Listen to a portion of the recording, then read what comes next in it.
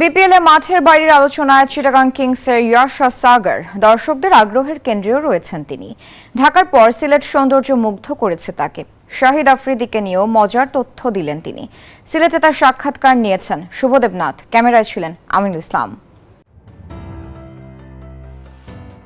চিটাগাং মাঠের বাইরে যে আলোচনায় তার পেছনে রয়েছেন ব্র্যান্ড অ্যাম্বাসিডার শাহিদ আফ্রিদি ও কানাডিয়ান মডেল ইয়াশা সাগর। দুজনে মাঠের বাইরে চিটাগাংকে এগিয়ে রেখেছে।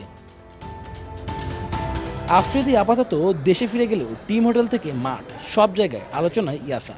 জানালেন বিপিএলে কাজ করতে পেরে রোমাঞ্চিত। আফ্রিদিকে নিয়ে দিলেন চমকপ্রদ তথ্যও। আফ্রিদি মজার মানুষ, তার সাথে আমাদের সময়টা দারুণ কাটে। বিভিন্ন বিষয় নিয়ে আমাদের মাঝে গল্পও হয়। পাকিস্তান থেকে ফিরলে আমরা একটা ইন্টারভিউ সেশন করব।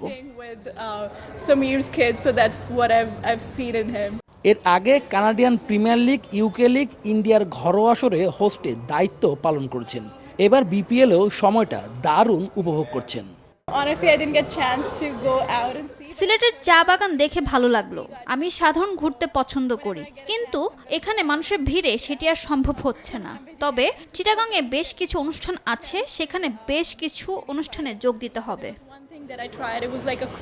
চিটাগাং টিমে খেলা শামীম পাটোয়ারির সাথে গল্পটা ভালোই জমে ইয়াসার। এছাড়াও আকবর, খালেদ, নাইমদের সঙ্গেও মজা করতে পছন্দ করেন।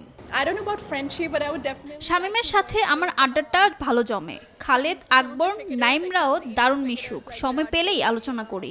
রোহিত শর্মা বাংলায় কথা বললেন। বাংলায় সবচেয়ে বেশিবার শুনেছেন যে শব্দটা, সেটিও নিজ মুখেই জানালেন। সুন্দরী host, that's what I have been hearing a lot on social media. Punjabi মুভিতে এরই মধ্যে অভিনয় করেছেন। বাংলাদেশে অভিনয়ের সুযোগ পেলে সেটি লুফে নিতে চান। শুভদেব নাথ, নিউজ 24, সিলেট আন্তর্জাতিক স্টেডিয়াম, সিলেট।